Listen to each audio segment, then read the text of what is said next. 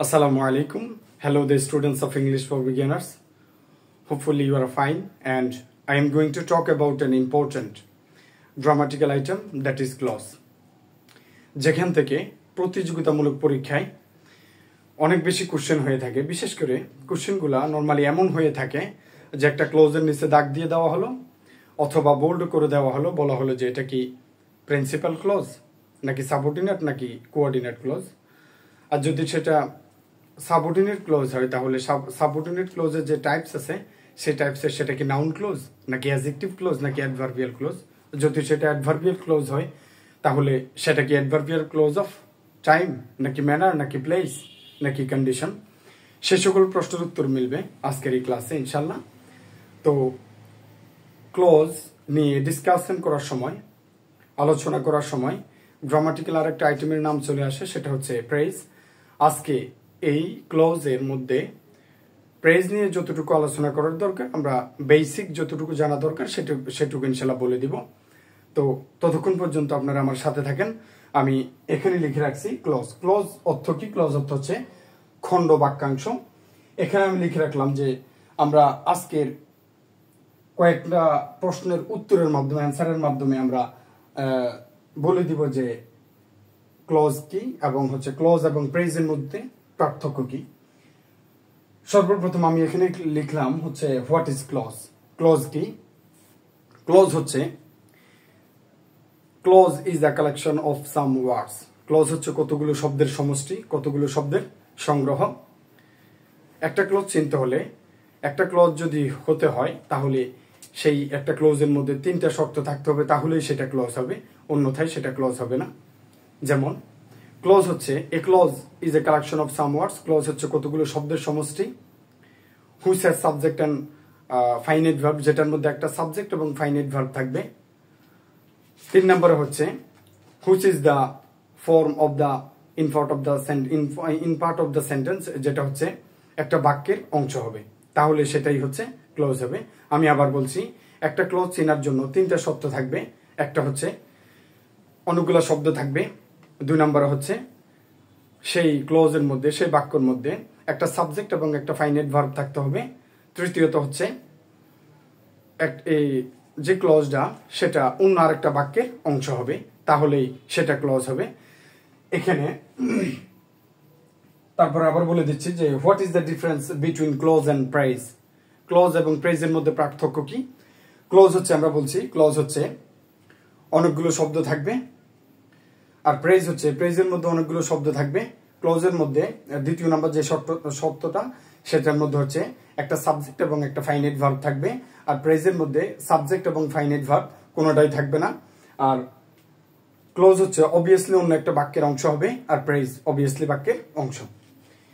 এখানে আমি একটা উদাহরণের মাধ্যমে, যদি বুঝে না থাকেন তাহলে একটা উদাহরণ পর্যন্ত অপেক্ষা করেন। আমি উদাহরণটা দেওয়া পর্যন্ত ইনশাআল্লাহ আশা করি বুঝে যাবেন।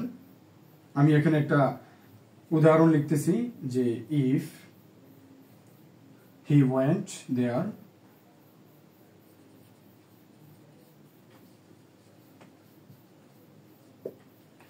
যদি সে সেখানে যেত, he would finish the job.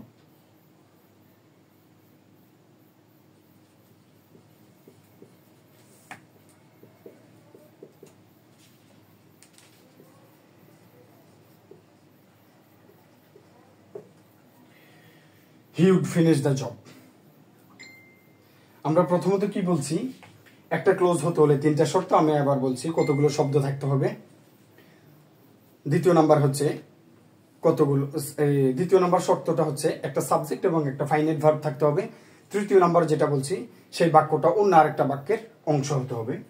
দেখেন তো এখানে ইফ থেকে দেয়ার পর্যন্ত এটা যে একটা ক্লোজ, এটা ক্লোজ কিনা আমরা আগে সেটা প্রমাণ করি। দেখেন ইফ থেকে দেয়ার পর্যন্ত এটা একটা ক্লোজ। আবার হি থেকে উড ফিনিশ দ্য জব, সেটা হচ্ছে আরেকটা ক্লোজ। এগুলো যে ক্লোজ সেটা আগে আমরা প্রমাণ করি। প্রথমত আমরা ক্লোজের শর্ত বলছিলাম যে ক্লোজের প্রথম যে শর্তটা সেটা হচ্ছে অনেকগুলো শব্দ সমষ্টি থাকবে। যেমন হচ্ছে ইফ থেকে দেয়ার পর্যন্ত এখানে কয়টা শব্দ? 1 2 3 4। তাহলে প্রথম যে শর্তটা সেটা হচ্ছে ফিল আপ হয়েছে। যেখানে এখানে অনেকগুলা শব্দ আছে। দ্বিতীয় নম্বর যেটা বলছি সেটা হচ্ছে একটা সাবজেক্ট এন্ড একটা ফাইনাইট ভার্ব থাকবে। দেখেন এখানে একটা সাবজেক্ট এবং একটা ফাইনাইট ভার্ব আছে কিনা, তাহলে দ্বিতীয় নম্বর সত্যটাও পূরণ করছে। তৃতীয় নম্বর সত্যটা কি, যে তৃতীয় নম্বর সত্যটা হচ্ছে প্রথম যে ক্লোজটা সেটা হচ্ছে পরবর্তী ক্লোজের অংশ হবে। যেহেতু এটা একটা সেন্টেন্স, এটা একটা ক্লোজ, এটা হচ্ছে ওই ক্লোজের অংশ, তাহলে আমরা বুঝাতে পেরেছি সম্ভবত যে এটা যে একটা ক্লজ, আমরা সেটা বুঝাতে পেরেছি যে এটা হচ্ছে ওই বাক্যটার অংশ। তারপর হচ্ছে এটার মধ্যে অনেকগুলা শব্দ আছে, সাবজেক্ট এন্ড ফাইনাইট ভার্ব আছে, দেন তারপর হচ্ছে এই বাক্যটা অবভিয়াসলি এই বাক্যের অংশ, সুতরাং এটা হচ্ছে একটা ক্লজ। এখন আমি যদি এটা মুছে দেই, এখান থেকে ইফ থেকে দেয়ার পর্যন্ত যদি আমি মুছে দেই, তাহলে দেখেন তো এটা ক্লজ কিনা। আমি এটা মুছে দিলাম, মনে করেন আমি বললাম যে ক্লজ হতে হলে অবশ্যই প্রথমে অনেকগুলো শব্দ থাকতে হবে। যেমন হচ্ছে এখানে হি একটা শব্দ, হি থেকে জব পর্যন্ত অনেকগুলো শব্দ রয়েছে, তারপরে একটা সাবজেক্ট এবং একটা ফাইনাইট ভার্ব রয়েছে। এখানে হি হচ্ছে সাবজেক্ট, ফিনিশ হচ্ছে ফাইনাইট ভার্ব। যেহেতু আমি এই অংশটা মুছে দিলাম, যেহেতু এটা অন্য আরেকটা বাক্যের যেহেতু অংশ হয়নি, তাই এটা ক্লোজ নয়, এটা হচ্ছে সেন্টেন্স। আশা করি আমি বুঝাতে পেরেছি। আমরা প্রথমত কথা বলবো হচ্ছে principal clause and subordinate clause. Principal clause গুলো কি? প্রিন্সিপাল ক্লজ হচ্ছে যে ক্লজ নিজেই নিজের অর্থ প্রকাশ করতে পারে, অর্থ প্রকাশের সময় অন্য কোনো ক্লজের উপর নির্ভর হতে হয় না, সেটা হচ্ছে প্রিন্সিপাল ক্লজ। দেখেন তো আমি যদি বাক্যের এই অংশটা যদি বাদ দিয়ে দিই, এই অংশটা যদি বাদ দিয়ে দেই ইফ থেকে দেওয়ার পর্যন্ত, তাহলে আমি যদি বলি he would finish the job, সেই কাজটি শেষ করে ফেলতো। দেখেন তো আমার এই কথা দ্বারা বাক্যের অর্থটা পরিপূর্ণ হয়েছে কিনা। যদি অর্থ যদি পরিপূর্ণ হয় তাহলে সেটা হচ্ছে প্রিন্সিপাল ক্লজ। আমি আবার বলছি, যে ক্লজ নিজেই নিজের অর্থ প্রকাশ করতে পারে, অর্থ প্রকাশের সময় অন্য কোনো ক্লজের উপর নির্ভর করতে হয় না, সেটা হচ্ছে প্রিন্সিপাল ক্লজ। আশা করি আমি বুঝাতে পেরেছি। যেমন হচ্ছে he would finish the job, সেই কাজটি শেষ করতে। আমি আরেকটা ক্লজ বলি, যেমন আমি যদি বলি if you go to school I will go to school, যদি তুমি স্কুলে যাও তাহলে আমিও যাব। হ্যাঁ, এই বাক্যটা আমি এখানে লিখি,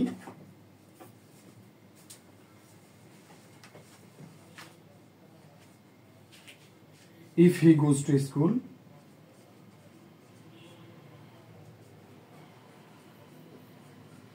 I will go to school।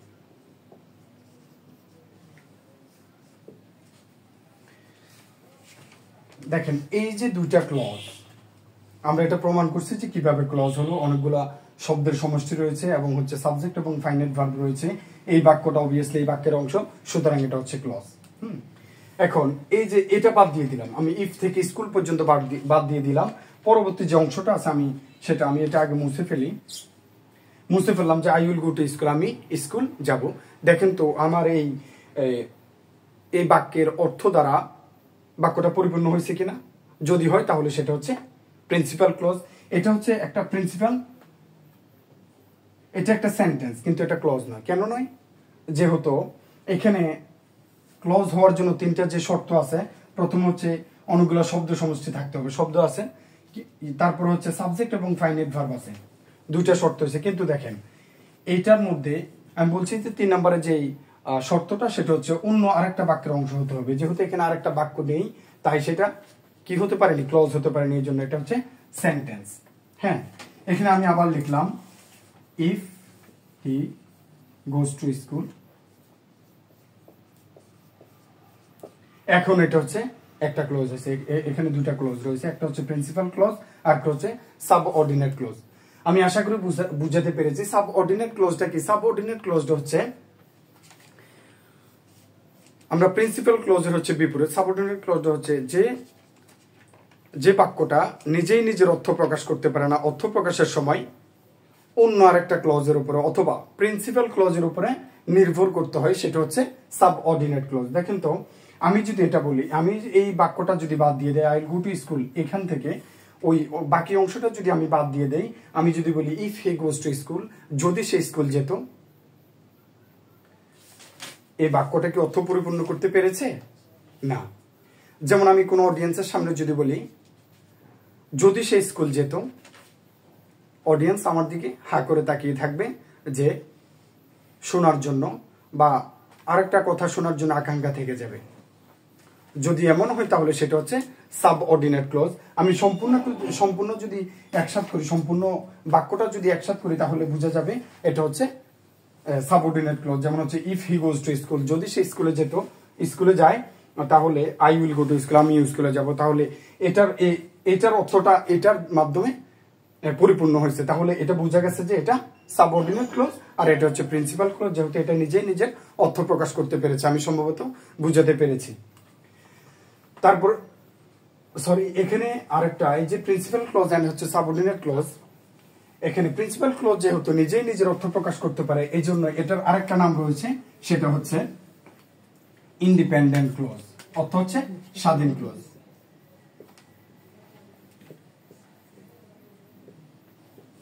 Independent clause.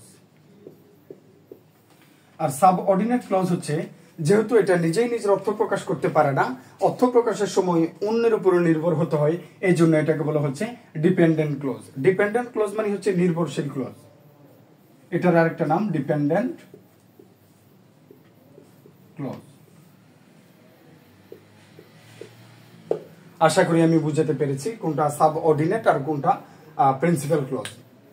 এখন আসা যাক কোঅর্ডিনেট ক্লজটা কি। কোঅর্ডিনেট ক্লজ হচ্ছে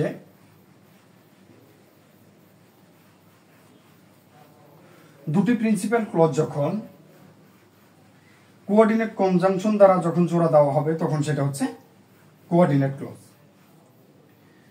যদি না বোঝেন তাহলে উদাহরণ পর্যন্ত অপেক্ষা করুন, আমি বুঝিয়ে দিচ্ছি। দুটা প্রিন্সিপাল ক্লজ যখন কোঅর্ডিনেট কনজাংশন দ্বারা যখন যুক্ত হবে তখন সেটা হচ্ছে কোঅর্ডিনেট ক্লজ। যেমন হচ্ছে কোঅর্ডিনেট কনজাংশন কোনগুলা, and, but, or, yet, otherwise, এই যে শব্দগুলো বললাম সেগুলো হচ্ছে কোঅর্ডিনেট কনজাংশন। এখন আমি একটা উদাহরণ দিচ্ছি। আমি বললাম I saw him and he was reading.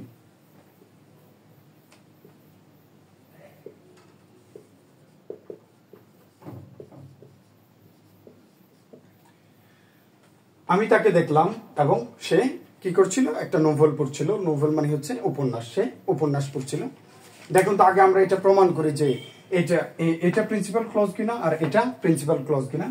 দেখেন, প্রিন্সিপাল ক্লজ হচ্ছে যে নিজেই নিজের অর্থ প্রকাশ করতে পারে, অর্থ প্রকাশের সময় অন্য কোনো কিছুর উপর নির্ভর করতে হয় না, সেটা হচ্ছে প্রিন্সিপাল ক্লজ। যেমন আমি বললাম আই সহ হিম, আমি তাকে দেখলাম। আমার এই কথা দ্বারা কি অর্থের পরিপূর্ণ অর্থ প্রকাশ পেয়েছে কিনা? হ্যাঁ, পেয়েছে। তাহলে এটা হচ্ছে প্রিন্সিপাল ক্লজ। তারপর হচ্ছে হি ওয়াজ রিডিং নোভেল, সে উপন্যাস পড়ছিল। যেহেতু এটা নিজেই নিজের অর্থ প্রকাশ করতে পেরেছে, সো এটা হচ্ছে প্রিন্সিপাল ক্লজ। আমি কি বলছি, প্রিন্সিপাল ক্লজ যখন দুইটা প্রিন্সিপাল ক্লজ যখন, যেহেতু এটা একটা প্রিন্সিপাল ক্লজ এন্ড এটা একটা প্রিন্সিপাল ক্লজ, যেহেতু দুইটা প্রিন্সিপাল ক্লজ যখন এন্ড দ্বারা যুক্ত হয়েছে, এই কনজাংশন দ্বারা যুক্ত হয়েছে, তখন সেটাকে আমরা প্রিন্সিপাল ক্লজ বলতে পারবো না, তখন আমাদেরকে বলতে হবে কোঅর্ডিনেট ক্লজ। আশা করি আমি বুঝাতে পেরেছি। আমি আবার বলছি, যেহেতু দুইটা প্রিন্সিপাল ক্লজ, দুইটা স্বাধীন ক্লজ যেহেতু এন্ড দ্বারা যুক্ত হয়েছে, অতএব আমরা তখন আর এই দুইটাকে প্রিন্সিপাল ক্লজ বলতে পারবো না। কেন পারবো না? যেহেতু দুইটা প্রিন্সিপাল ক্লজ এন্ড এই কনজাংশন দ্বারা যেহেতু যুক্ত হয়েছে, সো এটাকে আমরা বলতে হবে যে এটা কোঅর্ডিনেট ক্লজ। আশা করি বুঝতে পেরেছো ইনশাল্লাহ। পরবর্তী যে ক্লাসিফিকেশন রয়েছে, সাবঅর্ডিনেটের যে সকল ক্লাসিফিকেশন রয়েছে, আমরা সেগুলো নিয়ে কথা বলবো পরবর্তী ক্লাসে ইনশাল্লাহ। ততক্ষণ পর্যন্ত ভালো থাকবে। আসসালামু আলাইকুম।